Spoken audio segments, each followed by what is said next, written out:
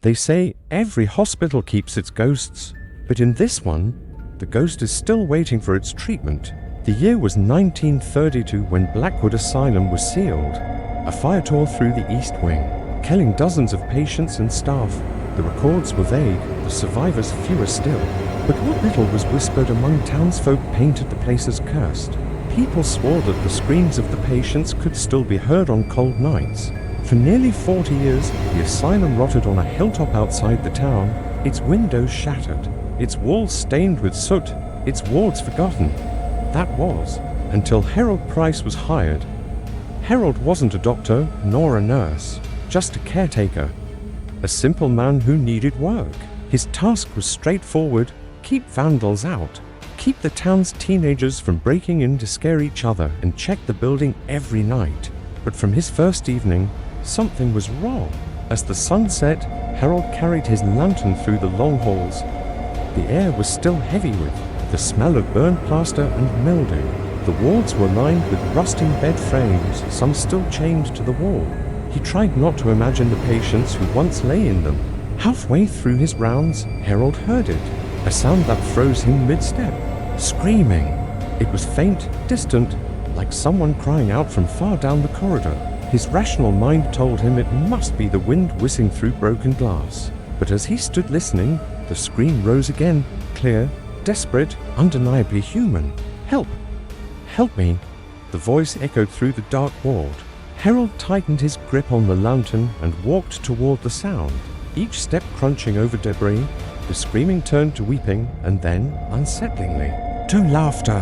When he entered the burned ward, the one most destroyed by the fire, he expected emptiness. But there, in the farthest corner, sat a hospital bed, its sheets blackened, its metal frame twisted by heat, and on it, a figure, wrapped head to toe in burned bandages. The figure sat upright, as if it had been waiting. Harold froze. His lantern shook in his hand, throwing wild shadows across the room. The patient tilted its head, slowly, as though the sound of Harold's breath had reached it. From beneath the blackened wrappings, a whisper slipped out. "Doctor, you're late." Harold stumbled back, heart pounding. "I am not a doctor." "Who's there?" The bandaged head twitched. The whisper came, again, longer this time. "You left me here. Treatment unfinished. The fire. I burned, but I stayed." The lantern flickered as Harold backed toward the door. His instinct screamed to run, but when he opened the doorway, something was wrong. Instead of the main hall, another burned ward stretched before him. He turned left. Another door. He pulled it open. The same ward again. Same charred walls, same bed frames, same distant sound of dripping water. The asylum was folding in on itself, trapping him. The bandaged figure began to rise. It stood from the bed on brittle, blackened legs. Its head lolled as though it could barely hold the weight. Yet it stepped forward, bandages unraveling with each shuffle. Harold swung the lantern wildly. "Stay back! Stay away from me!" The patient didn't stop. With each step, the whispers grew louder, overlapping, echoing in Harold's skull. "Doctor, don't leave me! Doctor, finish the treatment! Doctor, doctor, doctor!" The voices multiplied, until it felt like dozens of mouths were speaking from within the wrappings. Harold bolted down the corridor, trying door after door. Everyone opened back into the same burned ward.